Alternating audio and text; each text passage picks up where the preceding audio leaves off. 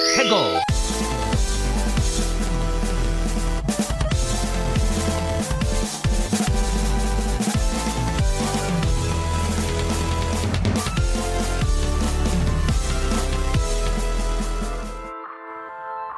Hello and welcome to another episode of Fair 64 with me, your host, Yemmy the Ferret. I hope everyone's doing good this week or good this weekend. I am recording this on Easter Day, so if you celebrate, happy Easter. And I'm recording this the day before my birthday, so if you could, go on over to the YouTube comments and put a happy birthday in the comment section. I'd really appreciate that. And while you're there, make sure you like, and if you're not, make sure you subscribe.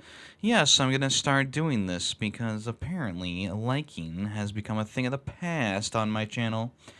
Also, if you listen on Spotify or Apple Podcasts, please make sure that you rate it 5 stars or whatever you think is appropriate on Spotify, and leave it a review on Apple Podcasts if you so desire. I would really appreciate that as well. It does help the channel grow, the podcast grow, etc. We got a good amount of things for you today, folks, on the one-stop shop for video game news, occurrences, first impressions, and so much more.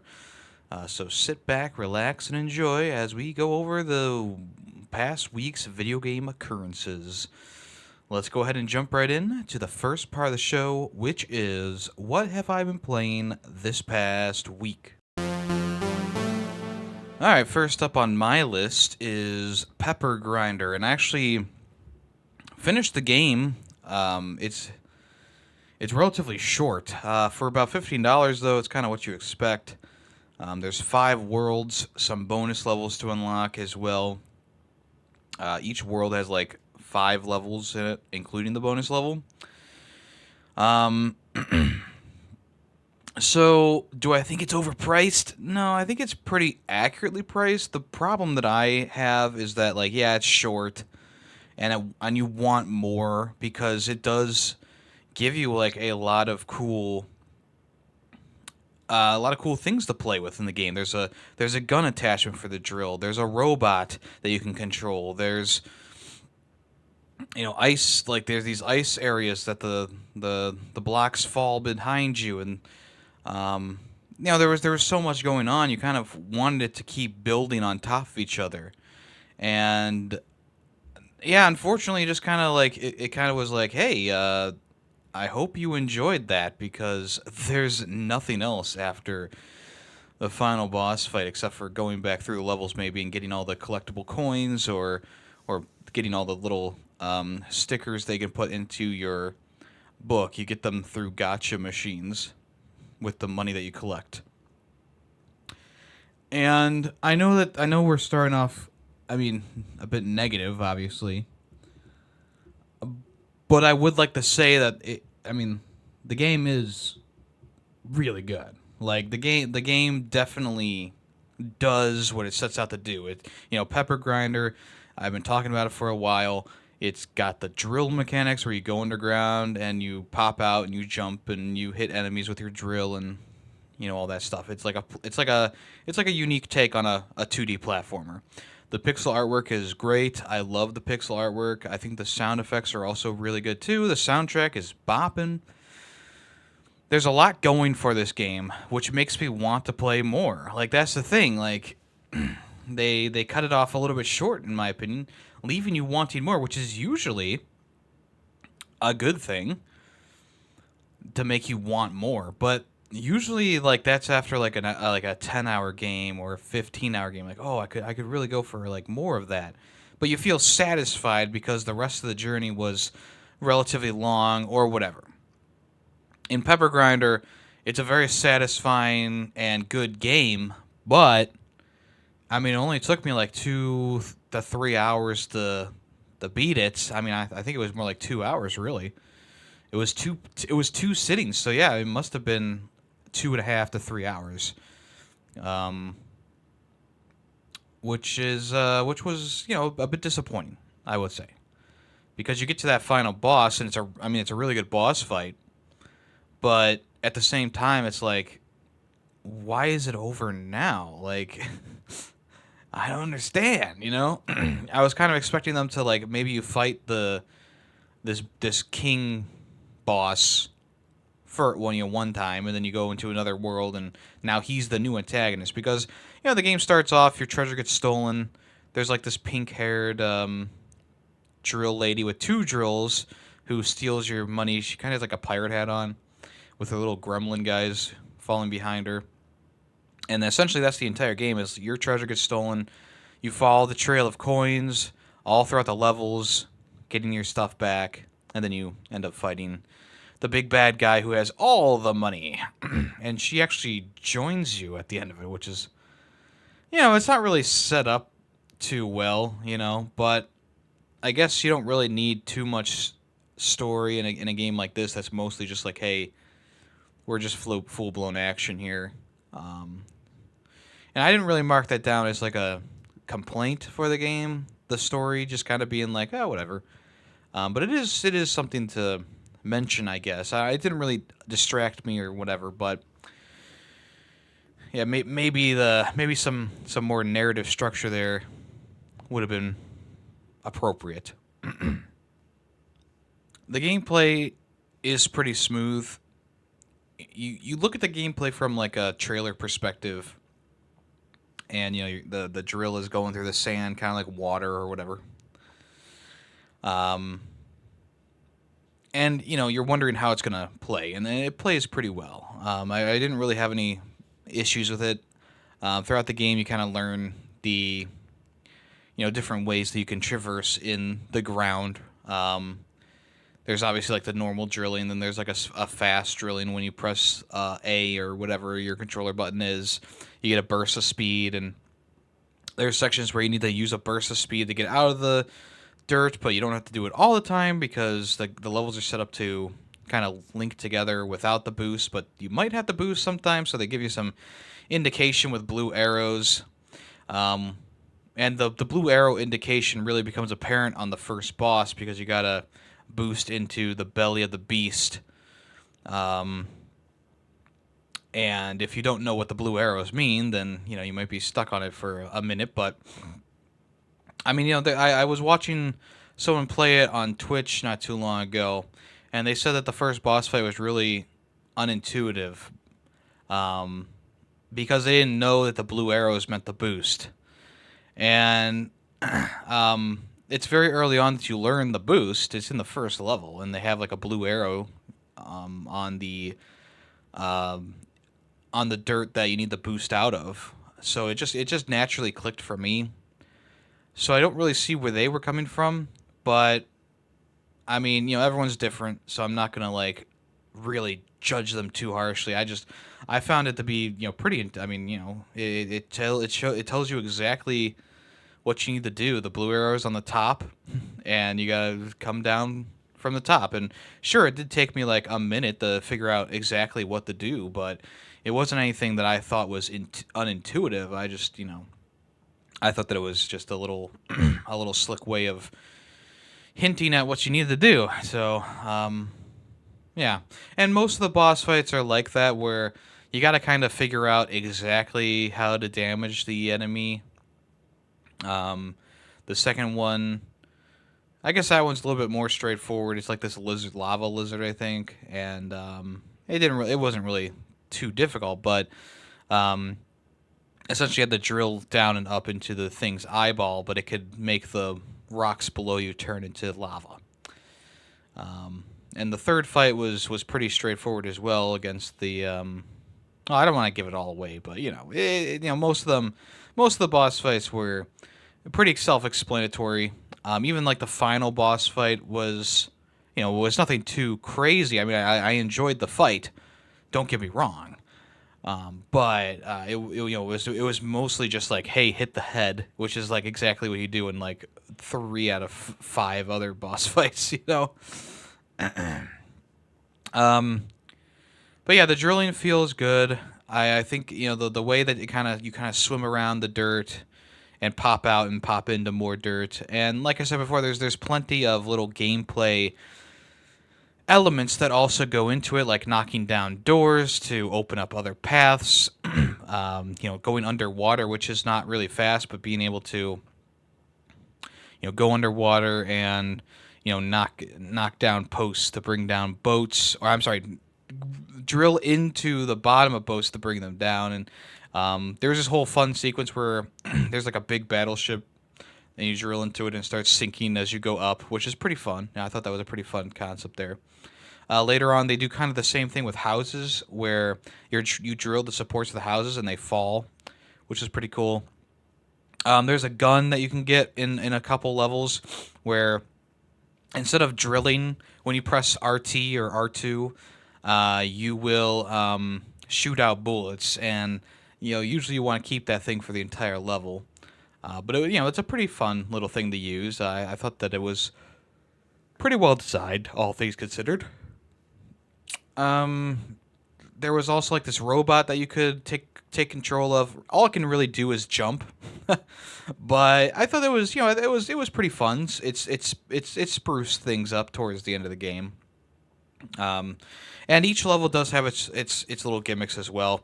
There was one level that I really enjoyed where there's like a snowmobile, and you use the snowmobile to do a bunch of platforming and stuff like that, which was pretty cool. Once again, a change of pace that is a little bit like you still have that super speed of the drilling, but you're on a snowmobile and it's a little snowy out and there's enemies chasing you. It was pretty good. You're doing the jumps and stuff like that. So, like I said before, I mean the gameplay is great, and the overall like level design is also really good as well, which is why I'm just a bit disappointed that it ended so soon.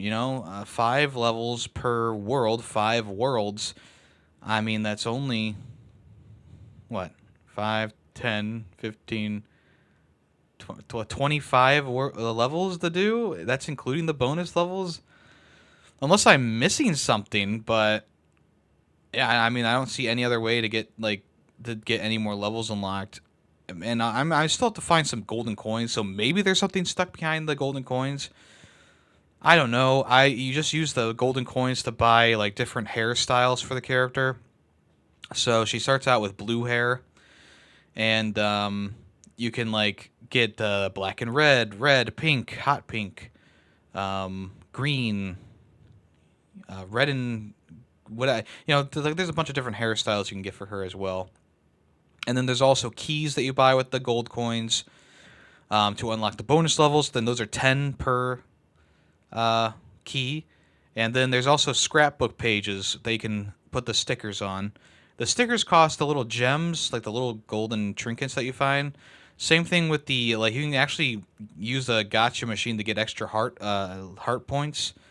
So if you're struggling with a level or with a boss, you can go to the gotcha machine and buy some more heart tokens if you so desire. I mean, there's plenty of gold in the maps, so it's not like you're gonna ever truly run out, unless you like really spend your time flipping those gotcha machines. But yeah, it's just it's not as satisfying as something like Kirby and the Forgotten Land or something like that. The little stickers you get are cool. But I don't really see a use for them, much like Forgotten Land as well, where it's like, okay, yeah, I mean, they're cool to look at. Kirby and the Forgotten Land's a little bit more cool because they're like actual trophies, 3D modeled, whereas like the stickers are just like the 2D rendering of the character. It's nothing like super cool. And then you stick them in the sticker book, and you can make scenes, I guess, of your own scenes. It just seems like a half-baked idea, truly. But at least it's something to do with all the money that you earn, I guess. So, yeah. I mean, there's really not much else to say about the game. I just really wish that it was longer. I mean, 10 worlds would have been perfect, I think. But maybe they didn't have good enough ideas for another set of worlds. Maybe they're going to add some more in with free updates or even DLC.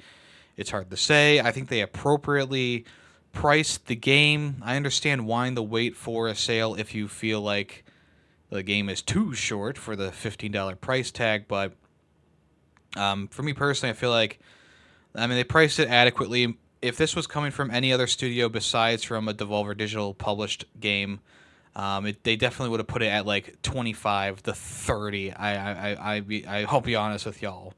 I've played a couple games this year that have been egregiously priced, and yeah, it's just this one feels about right. It does feel about right. So take that with what you will. And yes, that is all I have to say about Pepper Grinder. I probably won't really talk about it again.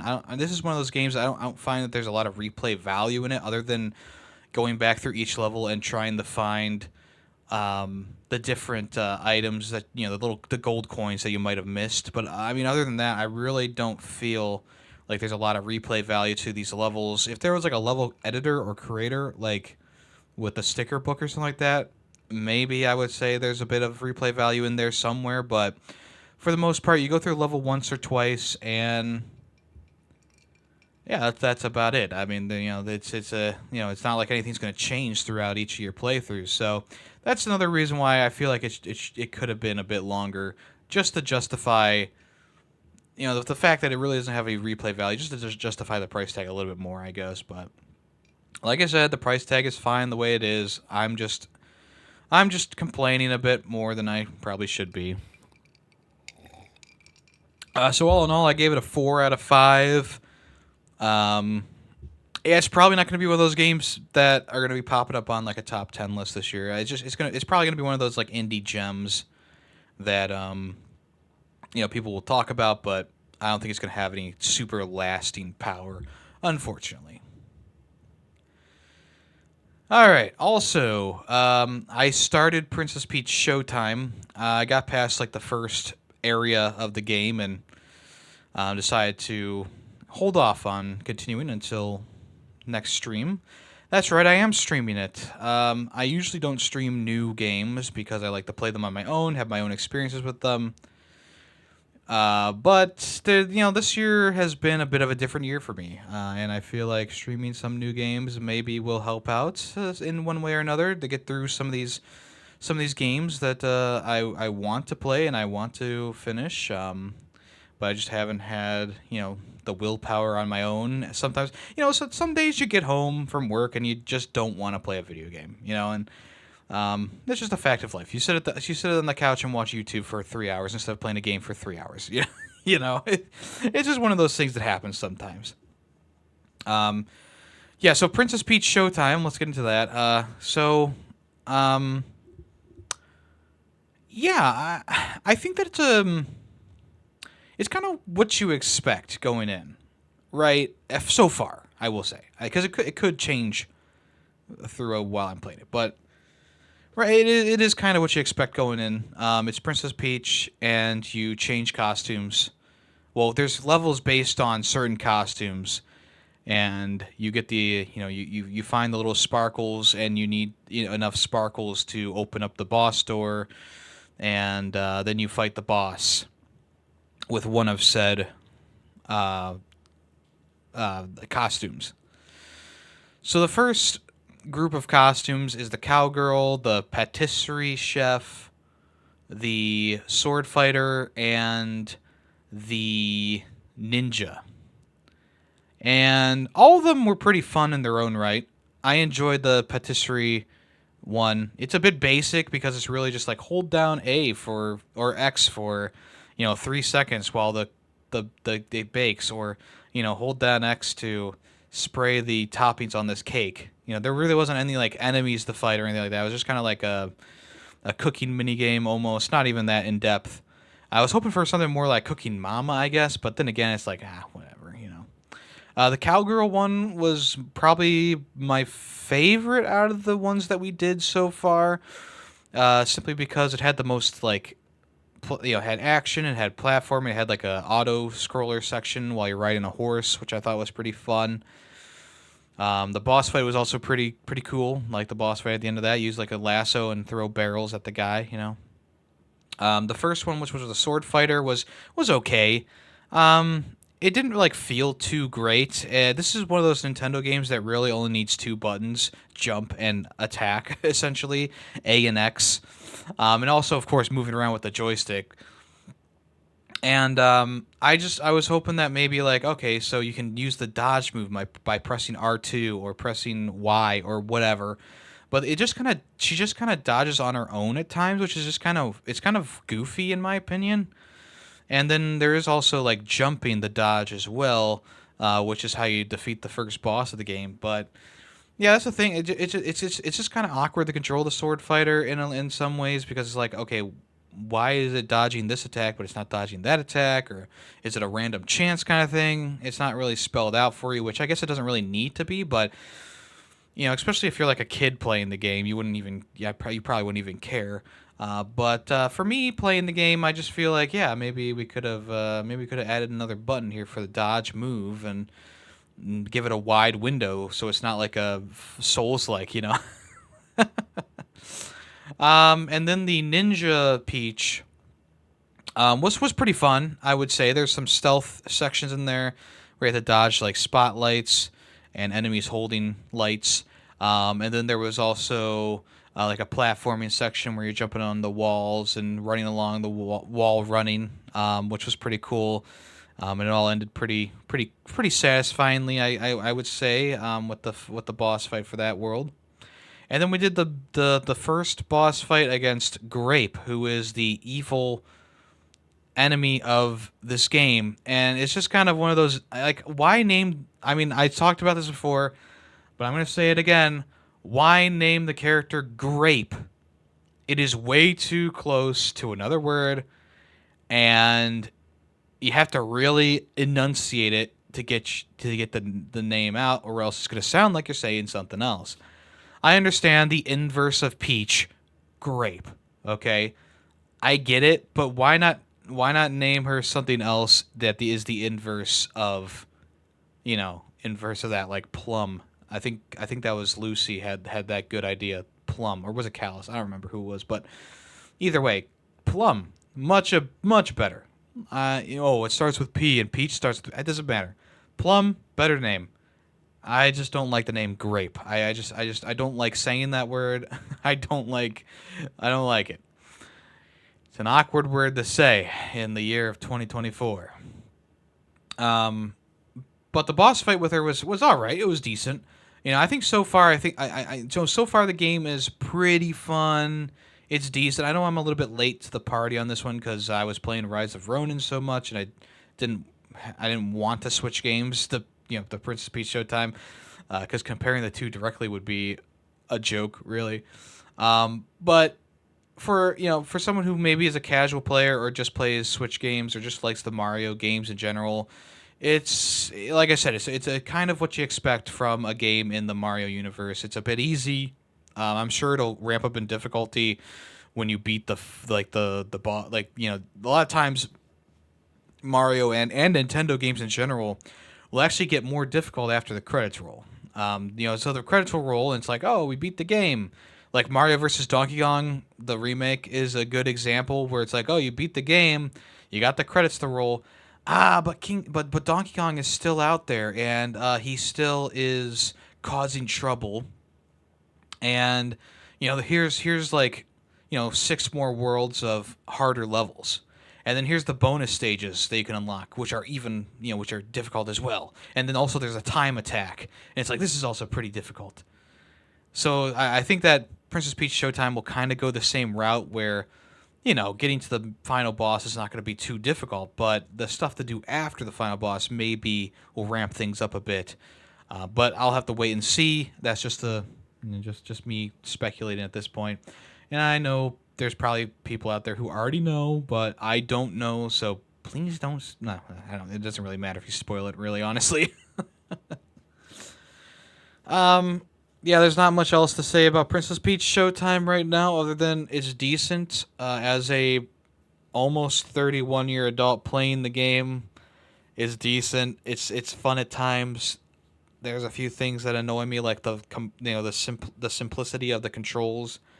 But so far it's been fun, and It looks nice. There are moments where you can see the frame rate drop, which is kind of annoying. And then there's also like loading screens with super low frame rates, like 5 frames per second. To be honest with you, and it's like if you can't get this to run smoothly, like the animation in the background is to run smoothly, just to have it be a still image. It doesn't need to be moving star sparkles or a moving curtain. It can just be a stale image. I mean, we've seen it in Mario games and other Nintendo games all the time. When you're loading to an area, you see a still image of the area or a still image of like some characters. I don't know why they decided, oh, we need moving curtains in the background while it's loading. But the Switch's hardware is so old at this point that even like loading a game with a cut like with a slight animation in the foreground causes it to run at like 10 frames per second. It's not terrible, okay? It's not terrible, but it's very noticeable. Okay, let's move on to some games that I've been playing on my own time or on stream. Actually, all these games have been on stream. I haven't finished anything on my own time quite yet. I'm still working on Rise of Ronin. Maybe focusing on the side stuff a little bit too much because I have every single area almost at 100%. There's still some things I need to do in the areas, but yeah, I need to move on to do the main story. I've been doing side stuff and character stuff, which has given me a good arsenal. I'm mostly using the bayonet, which is the rifle with the bayonet on it, and the odachi, which is the big long sword. I haven't really changed it up because I like their fighting style so much. And I was a bit wrong last week. I said that you stop at the banners to bank your XP, and no, if you die while you have your XP bar not full, you'll lose the XP. But if you stop at a banner, it's just saving your it's pretty much just like a save point. So I was wrong about that, but that was really the only thing I was wrong about. Yeah, the open world's great. I enjoyed it a lot. It's still a glaring problem. The render distance is just not good at all. Like things just looking like just so bad in the background, which is unfortunate. It really is. So yeah, like I said, they'll probably be able to fix that in like a patch. But yeah, this is also another reason why I think that PlayStation having their games both be on PlayStation and PC would really benefit, because not only is Helldivers better on PC in a lot of ways, but I do feel like Rise of Ronin being able to utilize a new PC capability would look better. The game doesn't run bad, it doesn't play bad, it just has some issues with the visual department. And I do feel like having like a PC that can run higher visual fidelity than the PlayStation would work out. And there are rumors circulating around that there's a PS5 Pro coming out. And at this point, it's like, why not just make the next generation at this point? Like the PS5, it's not going to... I don't think it's going to explode in sales when you do a Pro version. But that's the way that they want to go, and we'll see how that goes. But anyway, Rise of Ronin is still good. I still really enjoy it. It's a bit repetitive here and there, but it's still pretty fun. All right. On stream, we played and finished a couple games here. Titanfall 2 being the earliest one that we finished this past week. I've played Titanfall 2 many times before, mostly multiplayer, but I did get the Platinum Trophy on it back in the day. Pretty much like 2 days after the game came out, I got the Platinum Trophy for it because I liked it so much. I think the campaign is still really strong. I did like the first 3 or 4 missions kind of drag.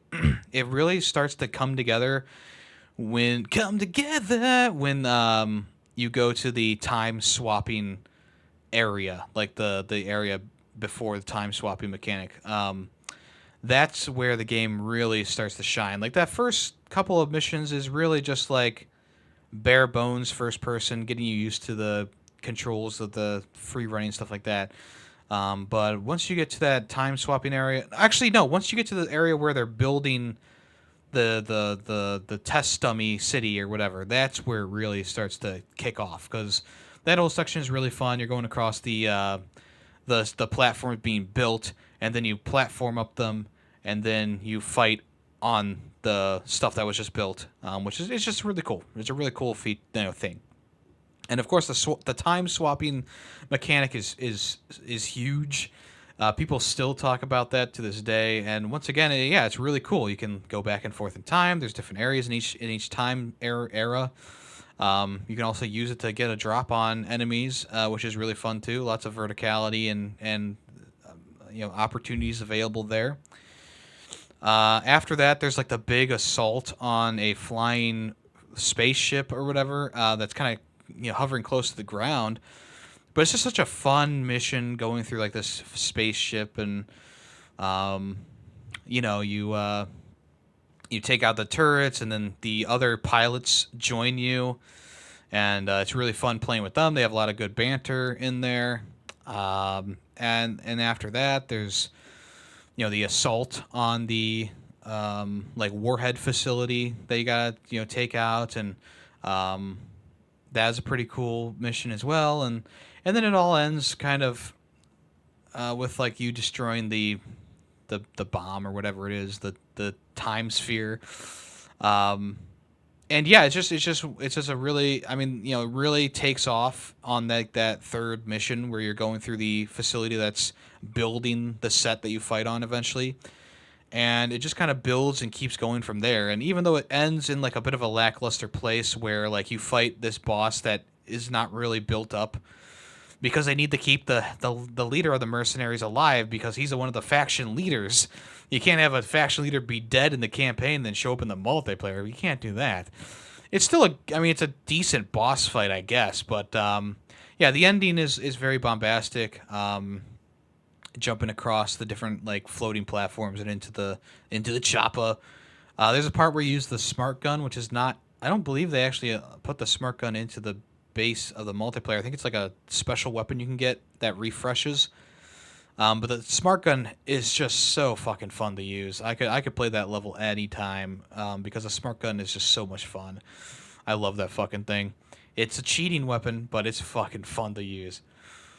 As for the multiplayer, it's still kind of active, but I mean, there's a reason why I don't really play the Titanfall multiplayer anymore. It's because the people who are still playing are like really good at the game, and a lot of times you'll just go up against clans of 5 people who work together really well, and you're just kind of with a ragtag group, and it's fun for them, but it's not too much fun for you. I found myself excelling at the early part of the multiplayer rounds when it's just kind of like pilot versus pilot with a couple of Titans here and there.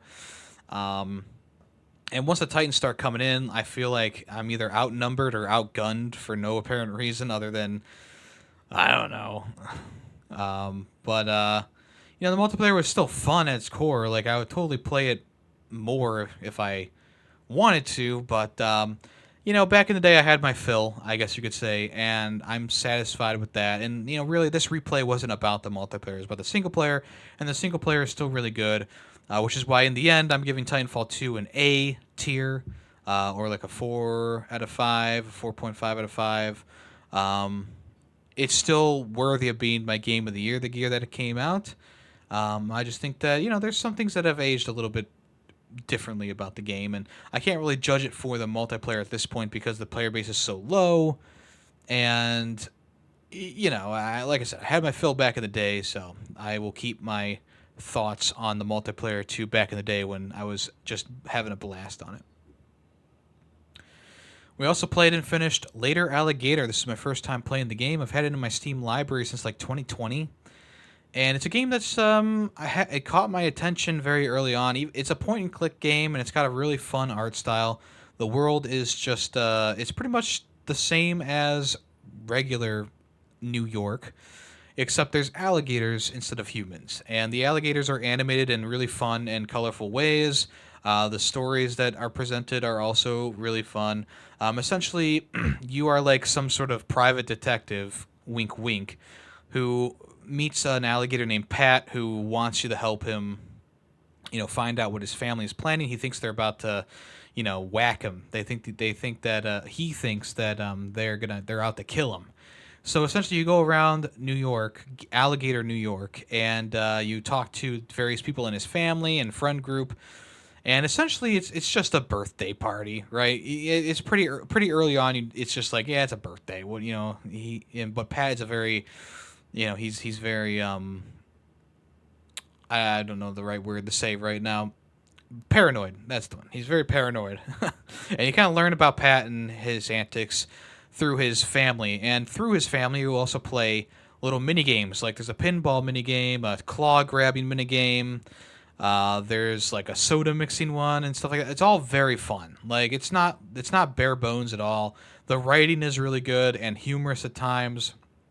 The different little games you play they're not the same as the last one. So like you can go from mixing sodas to doing tech support on a phone to keeping ghosts away from a sleeping infant. It's varied and it's very fun. I really enjoyed that aspect of the game as well. And at the end of it all, you have the party, and Pat's all fine, and you can do New Game Plus to find the rest of the family members that you lost. And oh man, oh my goodness, when you do that, it really there's two different endings you can get. I don't want to say what the endings are, just in case you want to have the surprise, but one of the endings is very interesting. There's a very interesting surprise. If you don't want to know, skip ahead. Like press like on Spotify, you can do like skip ahead 30 seconds or whatever. Skip ahead 30 seconds like right now, because at the end of the bad ending, essentially the pinstripes alligator that you're the one you were like Pat accidentally hired you to kill him. It's funny, bizarre, and it's wacky, and that's what I love about the game. It's a nice twist too. It's a very nice twist as well, and getting that ending was pretty freaking awesome. I will say that. Like I didn't like the ending because but it was still pretty cool. It's like the ending of Lies. I shouldn't say that either. It's just an ending that's wacky, that's bizarre. There's obviously a good ending to the bad ending as well, which I would prefer, but it's one of those things. It's very love that a lot. So for a point and click adventure game where you're just clicking around the map, really good time, really fun time. Love the animation style. I love the character animations and how they look. I love the stories that they have and all that stuff. And one of the reasons why I like playing games like this on stream, where there's no talking, it's all just dialogue and point and clicking, is because you can give each character their own voice. And even though it wears out my voice, especially when you're doing like a 3-hour stream, it's so much fun to do. Just like I did with Pumpkin Jack and now with Later Alligator, it's so much fun to give these characters life by giving them unique voices as much as I can. And yeah, it's just one of those. It's just a really fun time to do that, whether it's in your head or out loud. Is really fun to do that as well. So, Later Alligator, I gave a 4.5 out of 5, and it's going in the S tier. I really enjoyed that. And finally, for the games that we finished this month, WarioWare Move It. This is the latest WarioWare game. Much better than Get It Together. Let me just preface by saying that much better than Get It Together. Get It Together is a nice little concept, but Move It is very good. So WarioWare Move It is pretty much a pseudo sequel to Smooth Moves, which was on the Wii, and I played Smooth Moves back in the day a ton. Like that was like my Wii game. Like that was, if I think back to any Wii game on the Wii. I think back to a couple games, of course, from my past, but WarioWare Smooth Moves is on that list, along with Battalion Wars 2 and yeah, Super Smash Bros. Brawl. Yeah, like WarioWare Smooth Moves is so good, and when they announced this game, I was very excited, and I didn't get to play it right away though, but now that I have played Move It, it is literally just Smooth Moves Part 2. and it utilizes the Joy-Con controllers so well. I know there's some issues with the tracking on the controllers at times, which is a little bit frustrating, but for the most part, it's fine in that aspect. But just like Smooth Moves, they give you like different poses and stuff to do. But they add on a couple things as well. So on top of the poses, there's like prompts to drop the controller, or pick up the controller, or flip the controller, or press a button on the controller. And there's even one gesture that is where you hold the IR sensor in front of your hand, and you have to tell it like how many things are in on the screen, and you hold up your fingers and stuff. It's very very intuitive, and I'll be honest, if they released this game early on the Switch's lifespan, maybe even day one, instead of like 1-2 Switch, or maybe alongside 1-2 Switch, I don't know. I think people would have loved this, right? I really do. Now, we're towards the end of the life cycle of the Switch, and people kind of expect more from the games that are coming from the Switch, especially with, the same year that this game released, Super Mario Bros. Wonder released, and Breath of the Wild. So it was a pretty heavy slated year for the Switch last year, and WarioWare Move It came out towards the end of the year, and I think it just didn't impress people because the functionality of the Joy-Con is not a new thing anymore, and the things that are introduced in this, like the IR sensor, are like forgotten little novelties of the Joy-Cons because not enough games use the IR sensor or the HD rumble. But this game does a great job of using the controller, and I think that if they gave it a little bit more time, or maybe if it was like an early Switch game, they would have implemented more HD Rumble, more IR stuff, and maybe a few more things to go with it. But since it came out so late in the Switch's lifespan, as we know, it's not like as impressive as it would have been. I still loved it. It was very short. It was like less than 2 hours to finish the main campaign. And really, the only other thing to do in this one is there's some multiplayer, like there's some like 2-player mini games, and there's like a marathon mode where you try and get as many mini games done in a certain time limit. But that's pretty much it. Like it's a very bare bones from what I can tell, and I know there's still some more things to unlock, but I wasn't sure how to unlock them, and I didn't feel like exhausting myself doing the marathon over and over and over again. But obviously, there's you go through each level and you find all the different mini games, and if it like I said, it feels a bit bare at times because there's the variety of mini games is good. Don't get me wrong, but I am pretty sure Smooth Moves had more mini games. It also had more side content as well. I just felt like I feel like Smooth Moves does things a lot better, and let's say I would give I haven't played it in a while, but I would probably give Smooth Moves like an S tier, especially because the Wii remote can be sensed by the sensor bar more accurately than the Switch Joy-Cons can with their their gyro and whatever. So that also eliminates some frustration with that game as well. But if I gave that an S tier, I would give Move It like an A tier. I think maybe even maybe a B tier because of the lack of content. I mean, Smooth Moves might take you about 2 hours to get through that game as well. I'm not actually sure how long most people take to play through that one, but I do feel like Smooth Moves in a way, has maybe like a better presentation, and I think it has more mini games in it, or micro games, whatever you want to call them. And Move It is it's a nice like continuation of that. It doesn't have any. I don't think it has I guess it just has a few of the same gestures in it. But it adds a little bit more to them. So yeah, maybe more like an A tier actually. Maybe more like an A tier for Move It. It's still a fun game. I give it like a 4 out of 5. So check it out when it's on sale. I think it's baseline $50, which is, or maybe 40. I don't know. I think it's like baseline 50. So maybe wait for a sale on this one. But it's worth it. It's worth playing. I think it's pretty goofy. I think that'd be a fun party game as well, or have multiple people in the room kind of game. But I will reiterate, should have been released about 4 years ago. To show off the Joy-Con, All right, let's move on to the next part of the show, which is what's in the news. All right, Jim Ryan is officially done at Sony Entertainment. Uh, he was the CEO for 30 years, and now he's officially stepping down.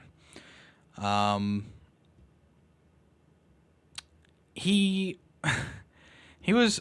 I think I said this before when he originally announced his retirement. He's been a bit of a mixed bag. He's not as personable as Phil Spencer, and he has said some things that are kind of weird, and he's taken PlayStation in a weird direction as of late. Um, but his exit from the company, he states that he's leaving PlayStation at a time when the PS5 is set to become its most successful console ever. And if you don't know, the PlayStation 2 is currently the best-selling console ever with like 215 million sales or something absurd, with like the Wii right below it and the Switch gaining on it. So I don't like, even early on, I don't think that the PlayStation 5 would have outsold the PlayStation 2. I think it's a far-fetched thing, you know. Um but it's so funny that like that's his final statement is like, "Hey, we're on the top of our game right now. PlayStation 5 is well on track to be the most successful console ever across multiple vectors. I think the games and game experiences you see on PS5 are the best we've seen." And it's just weird of him to say that because the facts don't lie. I don't think the PS5 is going to outsell the PS2 or the Switch or maybe even the Wii. I don't think that the PlayStation 5 is even like the most popular console in the market right now. I think the Switch is still like the go-to for most people, really. Even like, and right now the fan base is divided. There's still a lot of people playing on the PS4 because most games are coming to PS4 and PS5.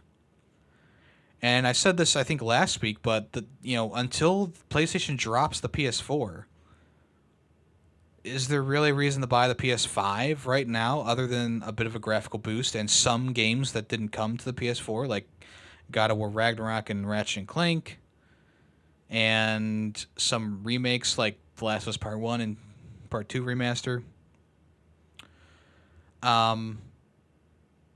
He also says the number of games we've published so far on PS5 at this point in the cycle way exceeds anything that we've done before.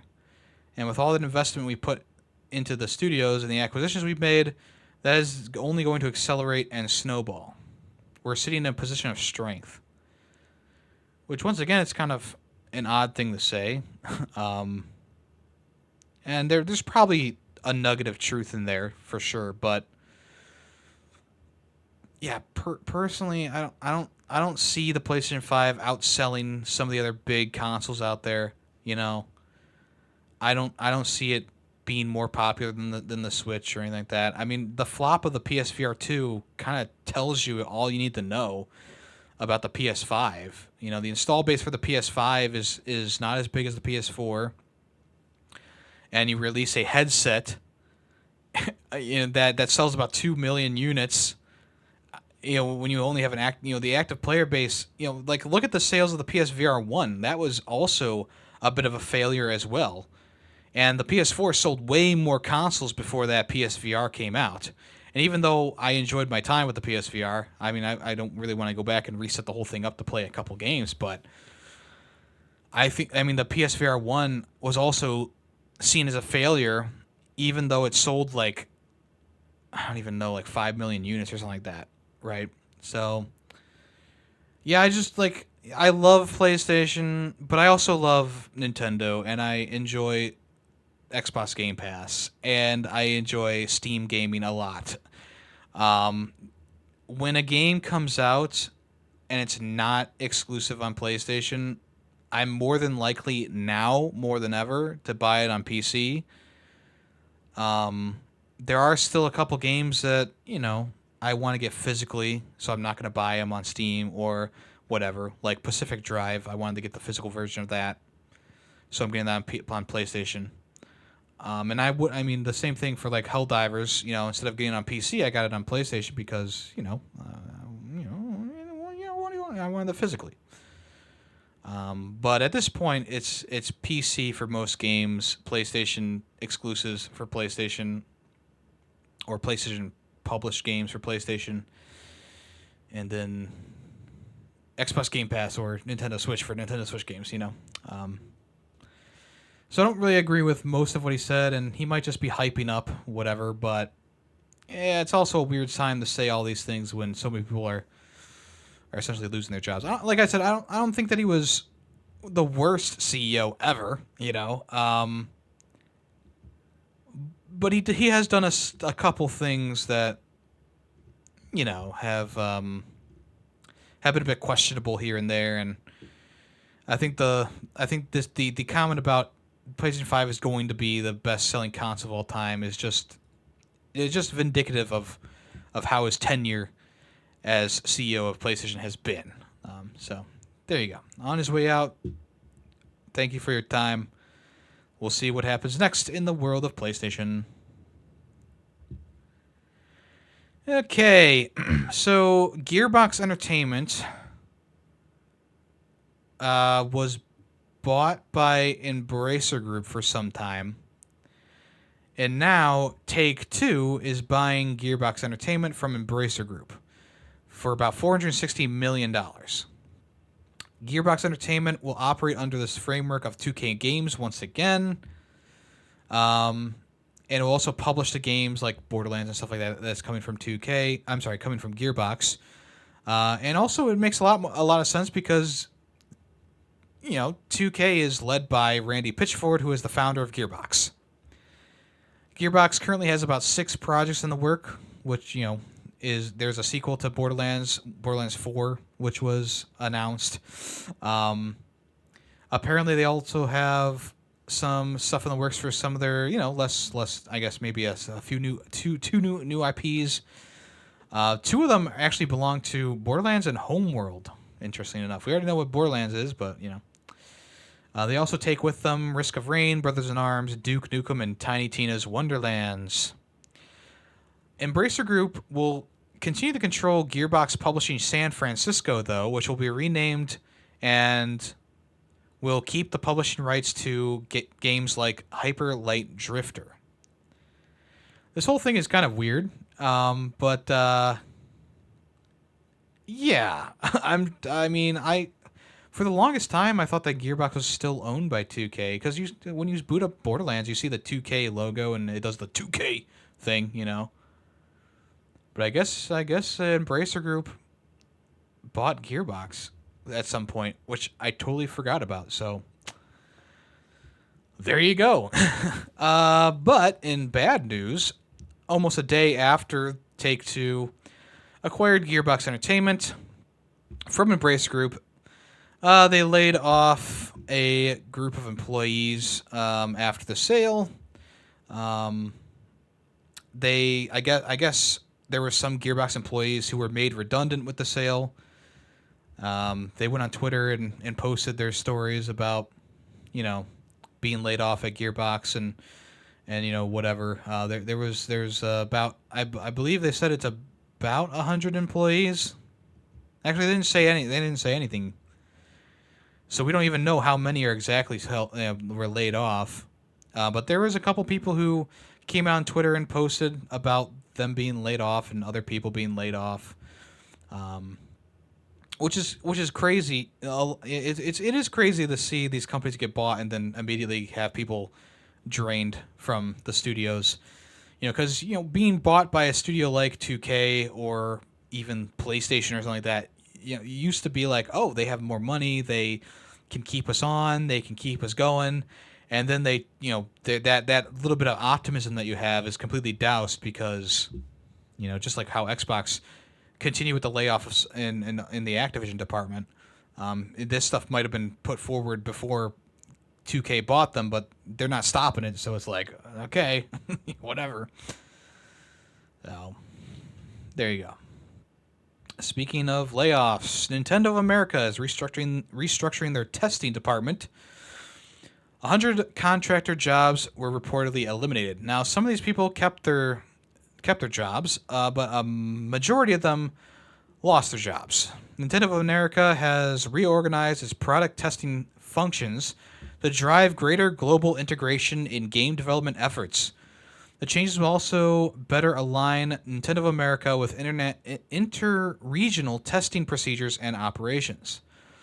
These changes will involve some contractor assignments ending, as well as the creation of a significant number of new full-time employee positions. For all assignments that are ending, the contractors' agencies with Nintendo of America's support will offer severance packages and provide assistance during their transition. For those contractor associates who will be leaving us, we are tremendously grateful for their important contributions they've made to the business and extend our heartfelt thanks to their hard work and service to Nintendo. So roughly 120 contractor positions were eliminated, with a couple, like I said before, like I said in that little blurb, there were a couple people kept on, but yeah, it's a hard time in the gaming industry right now, folks. And it doesn't get any better. Sega has officially dropped Relic Entertainment and has cut back jobs across the UK. Around 240 people have lost their jobs, including everyone at Relic Entertainment. Well, actually, no. I reel that back. They sold. Okay, dropped is a bit different than selling. Article. Sega sold off the developer studio Relic Entertainment, and they also cut 240 jobs across various studios in the UK. Relic makes the games like Company of War, so they'll become an independent studio moving forward, which I guess is nice. But a bulk of the job losses is attributed to the Creative Assembly and Sega Europe divisions, along with the mobile developer Sega Hardlight Studios will also be hit as well. In a press blurb, Sega Europe's boss Jurgen Post said, "I want to sincerely apologize for the worry and understandable distress this news will cause, particularly for those affected." These decisions have been incredibly tough to make, and they follow meticulous consideration and deliberation with leadership teams across the business. Change is necessary to secure the future of our games business and to ensure that we are well placed to deliver the best possible experiences going forward. So, yeah, I don't even know what number we're at right now. I mean, we were at like 2,000 people losing their jobs a couple, maybe a month ago. Feels more so that we're hitting that 3,000 mark soon, or maybe even past it. Yeah, it's a pretty crazy time right now, and we'll see how it all works out. Thunderful Games has sold Head Up Studio for 500,000 euros after acquiring the studio for 11 million euros. So essentially, the studio that they sold off was the publisher for Pumpkin Jack, which came out in like 2021. They bought the studio, and now they're selling it to the original founder, Dieter Scholler of Microcuts Holding. So he is currently the vice president of production at Thunderful. So it's kind of shady, I guess, that they sold this studio off to the guy who originally founded it and is also a vice president of production. Kind of weird. The studio will still remain dependent on its transfer to the new studio. Currently, right now, there are 3 IP-related contracts and shareholder approvals before the deal is fully finalized. Head Up will reclaim its back catalog of games as well as those currently in development. The sales agreement states that Thunderful is still to receive a share of up to 300,000 euros on a game that is yet to be announced by the studio that they've been working on. So, yeah, it's a little bit sus that they sold the studio to the original founder for way less than what they bought it for. Not sure what to say about this other than kind of weird. All right, there's a big update for the PS5 coming along that'll allow you to help others via the community game tab on the PlayStation. So before, the community help section was behind PlayStation Plus subscribers, and essentially the developers of the game would make little videos showing you where a collectible was or how to do a specific trophy or challenge, etc. And now the PS5 will be offering developer not just developer help, but community help as well for things like in-game objectives, challenges, and trophies. Of course, there will be a vigorous moderation and safety control for the videos that will be going public, but Sony says that the community clips will be available for everyone to see, not just PlayStation subscribers. How will you take part? Well, there will be a new community game help tab in the settings of your PlayStation where you can choose to opt in or out of the participation. You can also set monthly capture limits of how many videos you will be able to publish or will be accepted and published. Sony said things will be automatic. Your PS5 will automatically capture a video when you complete a certain activity in a game. It'll then upload in the background, stripped of any voice recordings, approved and made free for all to use. You'll also be able to keep track of the clips that have been successfully published on the same area, which is pretty cool too. If you want to opt into this before Sony starts picking gameplay clips, you go to Captures and Broadcast, Captures, Auto Captures, Community Game Help, and then select Participate to opt into the program. This will immediately appear. This will appear in the coming months to people who want to get into that. So it's actually pretty cool, bringing the gaming community together a little bit. I don't know. I don't understand how each video gets chosen. Like, if there's a slot available on a trophy or a challenge or whatever, that it will automatically fill it with your clip. I don't know if it's an automatic procedure. It seems kind of I don't know. It just seems a little bit weird, but I think it is a good thing. And they always were striving to have people come together for the PlayStation. I think that was a big thing on the launch, and those little developer PlayStation Plus tips, I never really used them because I don't really care that much to do certain things at times, but I can see where people who are like trophy hunters or whatever will enjoy that. And now with the new sharing process, people who are actually going for the harder, more difficult trophies, maybe they can help other people out by showing better ways to do them or little hints and tasks. I don't know. We'll see. And finally, for the news today, the Stellar Blade demo is available now. It was accidentally released a few weeks ago, but now it is officially available to be downloaded and played. I am not going to be downloading and playing it, though, because I'm already sold on the game. I don't think I need to play the game to know if it's going to be good or not at this point. And I've seen a lot of people praising it as well, the demo as well. So at this point, I just feel like I can wait for the official launch. And if I am curious, I can always go there and download it. It's available everywhere. Yeah, as we already know, the demo gives players a look at the start of the game, where you storm a beach on ruined Earth and fight back against the Naytiba. There's also a tutorial section to familiarize yourself with the combat, and you can fight the first boss in the game. And your save data will carry over to the full game, so there you go. If you want to check that out, the demo is available on the PlayStation Store right now. All right, let's move on to what's coming soon.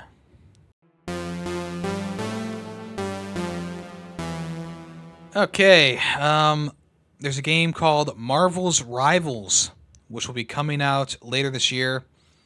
It is the Overwatch clone that we've all been waiting for. Essentially, you play as various members of the Marvel Universe, like Doctor Strange, the Hulk, Iron Man, Spider-Man.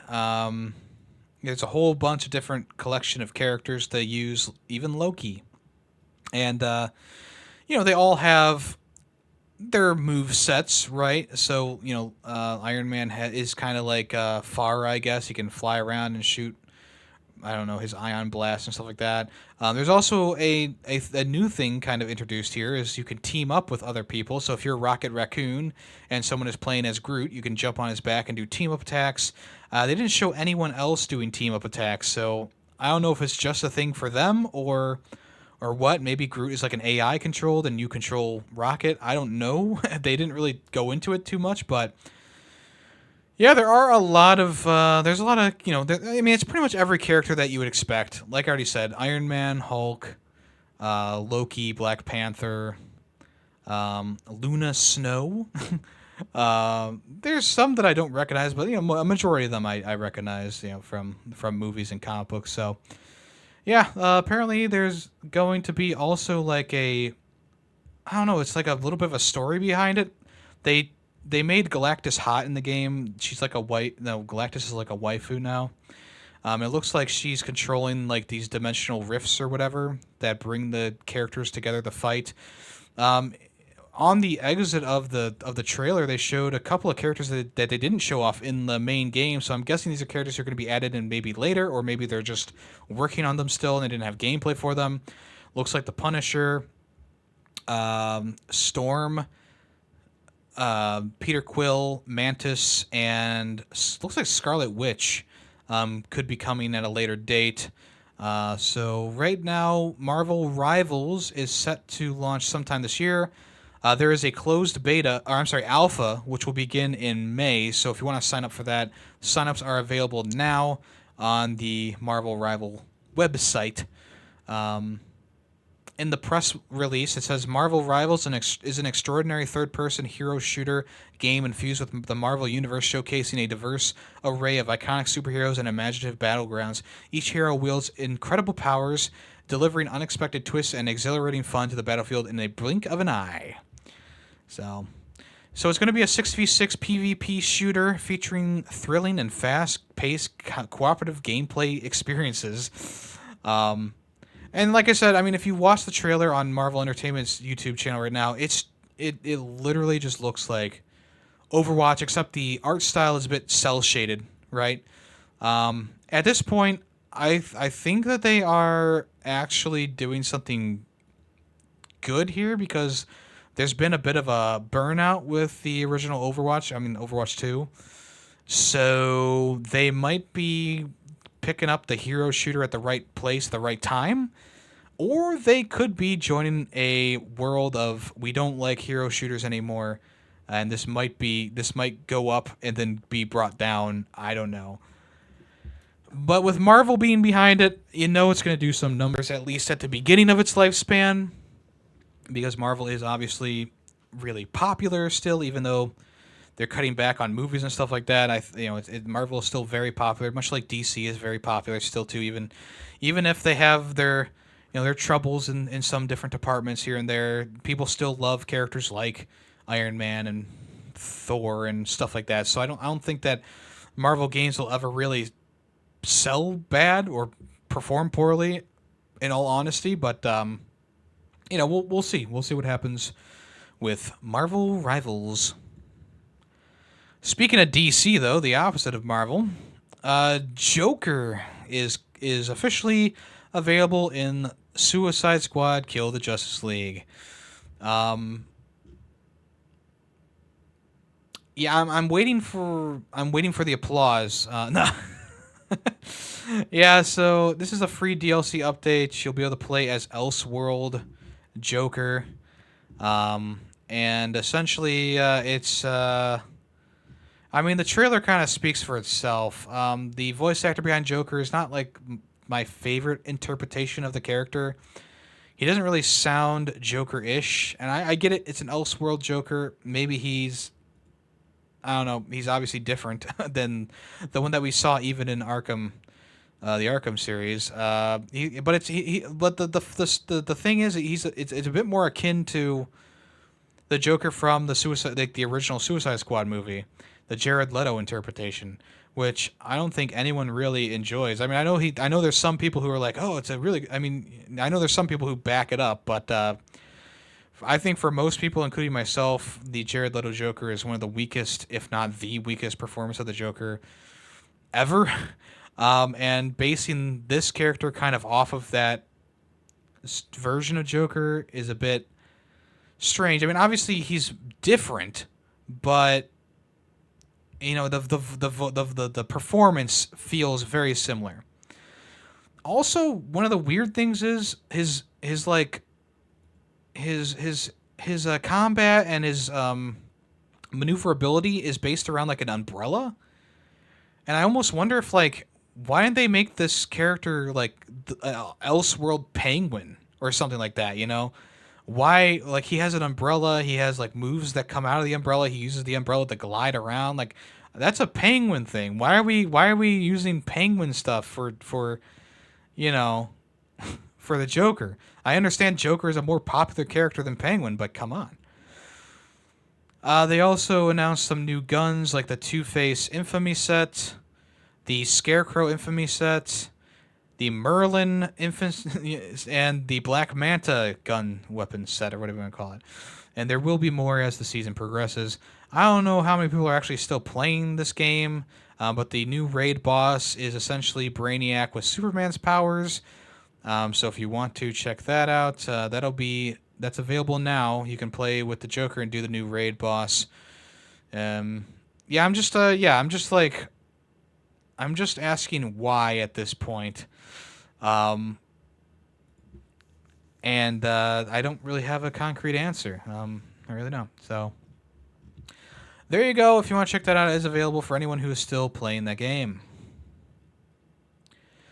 Okay, we have a release date for a Taiwanese-developed game called Nine Souls, right? Yeah, Nine Souls. I heard about this game from an Iron Pineapple video a long time ago. There was a demo, and he played it.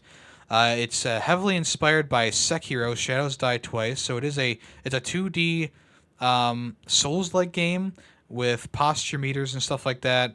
But essentially, you play as like this little cat-like creature. I think it's a cat.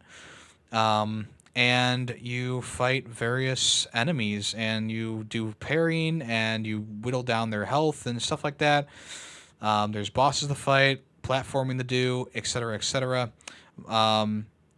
It looks really good. The art style is nice, and the combat looks fluid. So essentially, the goal is to slay like 9 bosses. I don't remember exactly why, but you slay the 9 bosses. So this is actually coming out on the 5th of May. I'm sorry, the 29th of May this year. So I'm very excited for that. You can wishlist it on Steam right now. I don't know if it's coming to other consoles. It might be coming to PS5. It looks really good. I've been interested in this game for a little while. It just never really got like a full trailer or anything like that. It has a demo, like I said, but yeah, it looks interesting. So if you want to check that out, there you go. You can check it out on the Red Candle Games YouTube channel. Sorry. Judas, the new game coming from the BioShock creator.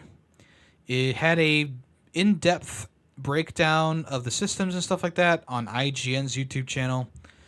Essentially, they just kind of went in on all the different aspects of the game, including the powers that you receive, the different weapons you could use, and the hacking mechanics in the game as well.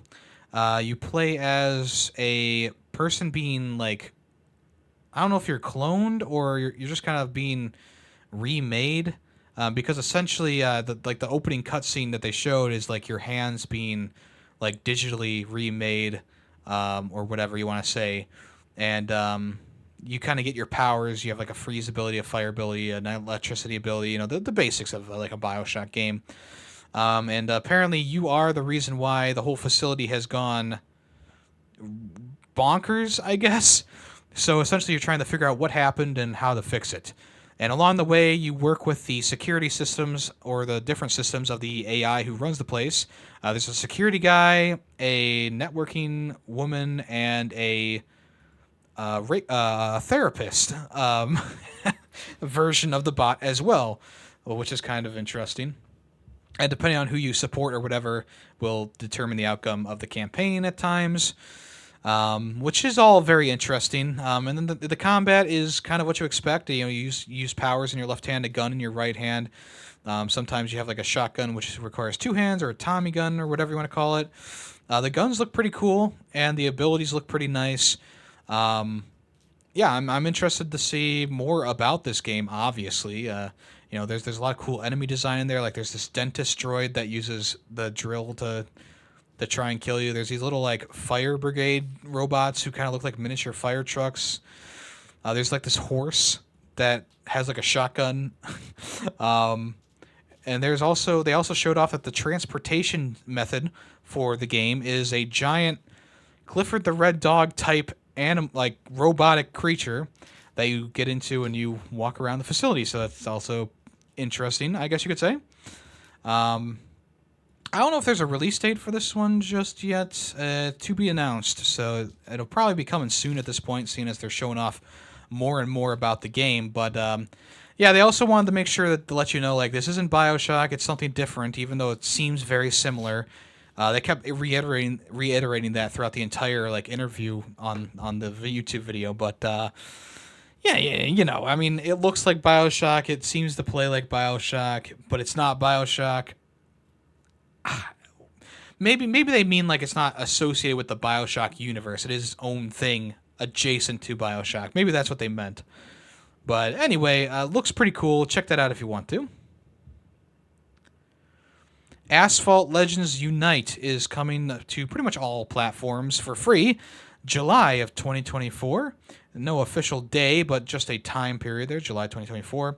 If you don't know what Asphalt is, it's a series of arcade racing games that have become increasingly popular on smartphones.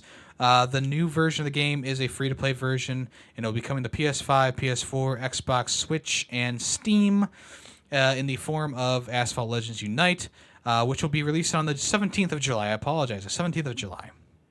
In the press release, they said, "Spark your competitive soul with Asphalt Legends Unite and feel the collective heartbeat of the road.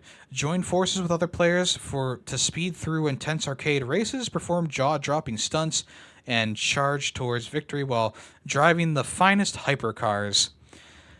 I've seen gameplay footage of the other Asphalt games, and for mobile games, they don't look half bad. They look pretty good. And this game does also look pretty good as well. It is free to play, so expect there to be some microtransactions in there. Possibly, you know, pay to win mechanics, honestly, if there's like faster cars that you can buy instead of just earning your way towards them.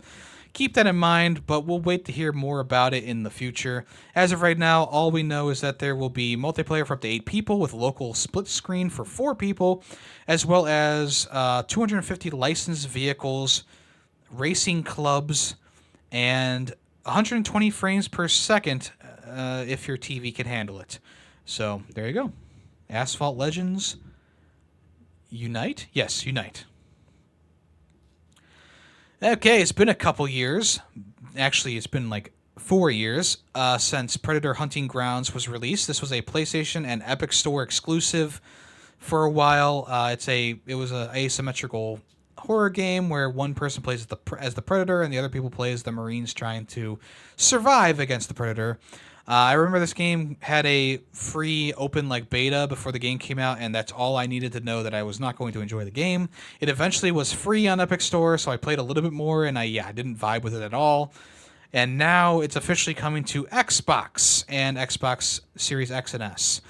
Not until later in the year, though, so the game is going to be coming sometime in like quarter 3 or 4 of the year.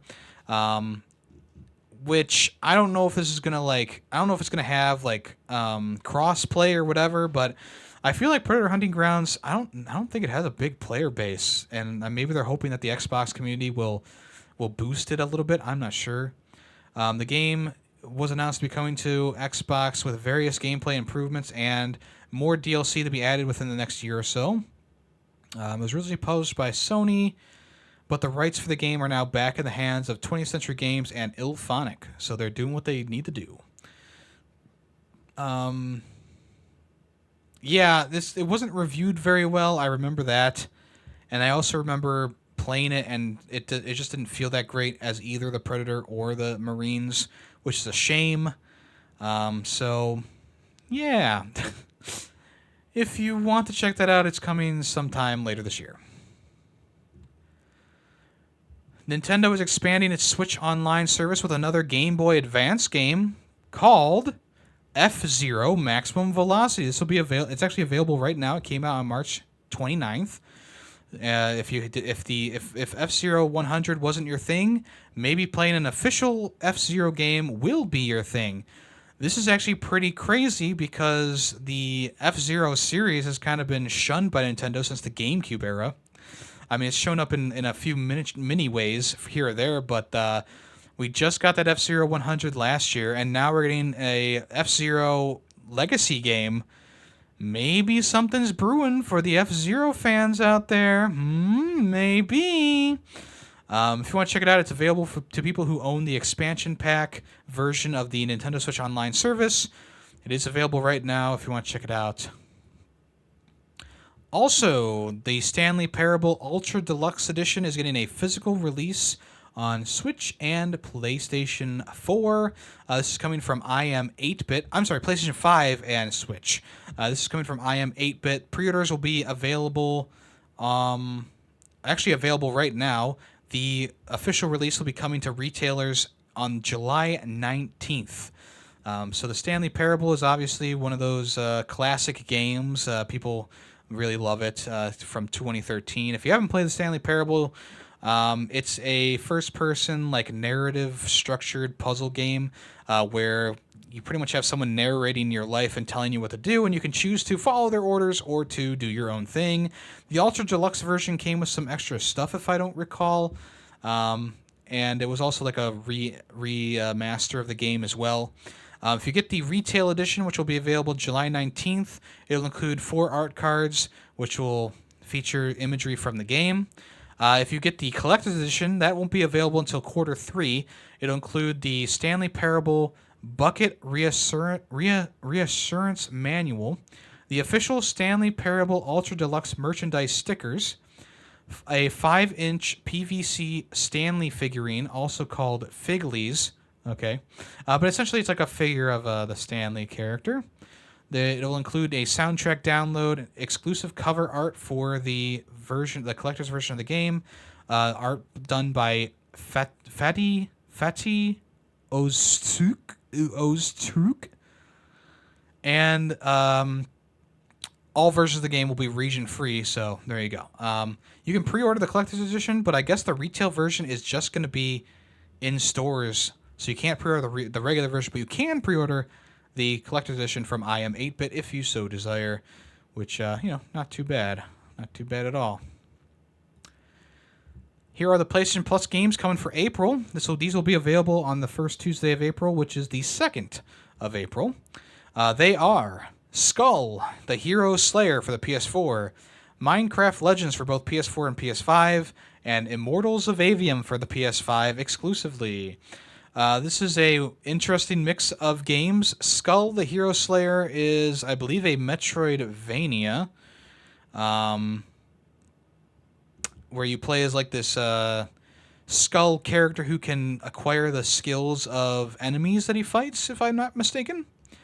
Minecraft Legends is an RTS-style game in the world of Minecraft.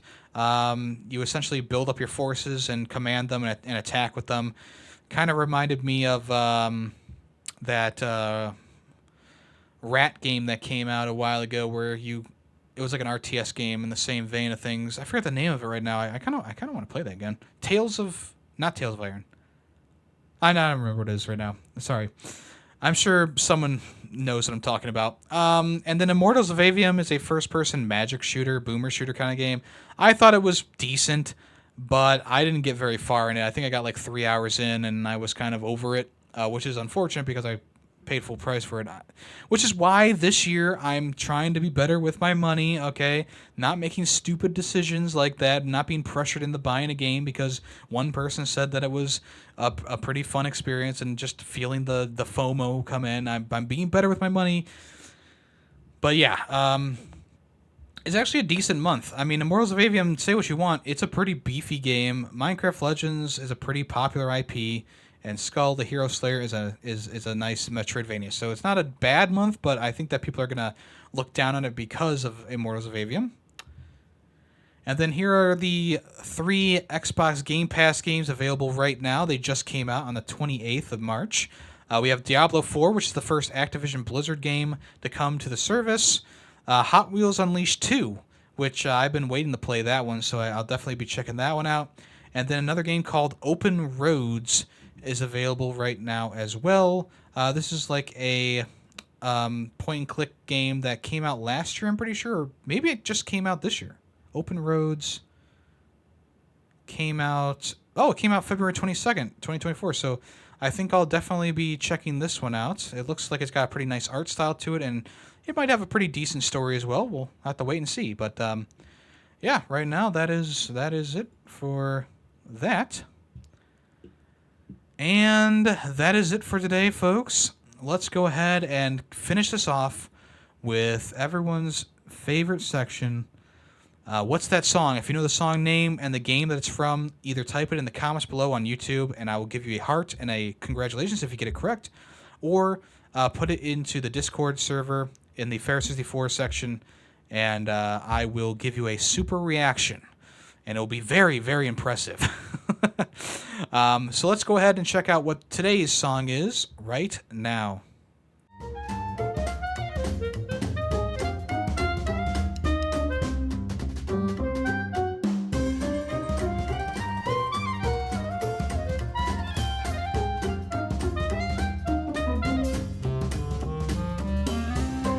Alright, if you know what the song name is and the game that's from, make sure you put it in those places that I mentioned before.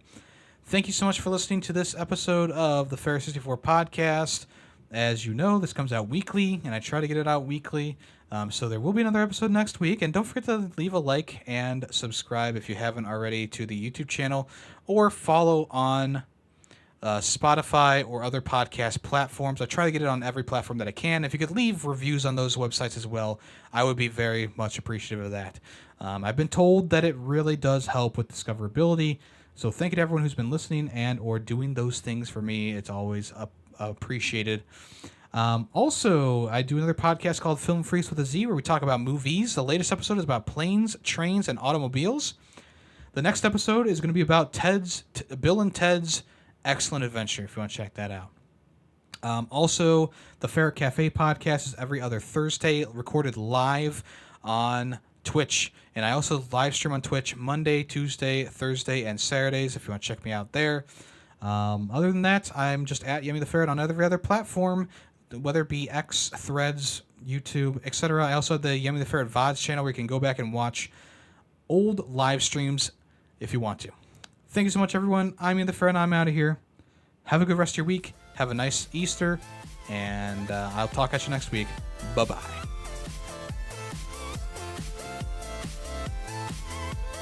The Fair64 podcast is owned and edited by Yemmy the Ferret. The song Nightshade, used in the intro and outro, is owned by Adhesive Wombat. Small sound clips during the podcast were made by Yemmy the Ferret. News sources include NintendoLife.com, PushSquare.com, and PureXbox.com. All opinions video game related are my own. Thank you for listening.